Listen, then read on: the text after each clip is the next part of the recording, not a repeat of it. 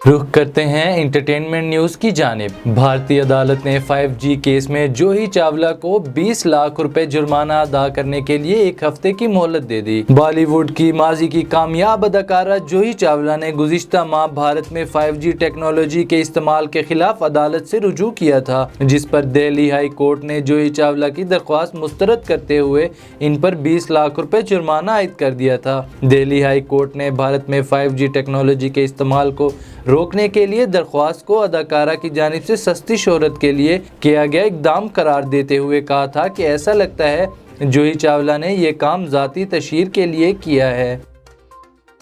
بھارتی اداکارہ ارمیلا ماٹونڈکر نے بھارتیہ جنتا پارٹی کے رہنما اروان یادو کو دلیپ کمار کے متعلق غلط الفاظ استعمال کرنے پر تنقید کا نشانہ بنایا ہے۔ ٹویٹر پر بی جے پی کے رہنما اروان یادو نے کہا کہ دلیپ کمار نے فلمی دنیا میں پیسہ اور شہرت کمانے کے لیے ہندوؤں کا نام استعمال کیا۔ اداکارہ نے اروان یادو کے بیان کی مذمت کرتے ہوئے انہیں شرم کرنے کی تاکید کی۔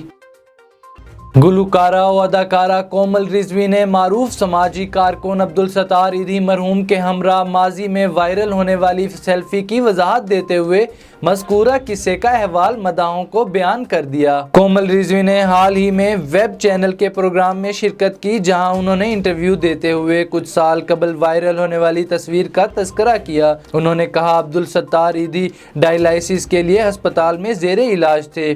ان کی طبیعت کافی خراب تھی، تو میں نے سوچا ایک بار ان سے مل لوں، اس سے پہلے کہ بہت دیر ہو جائے۔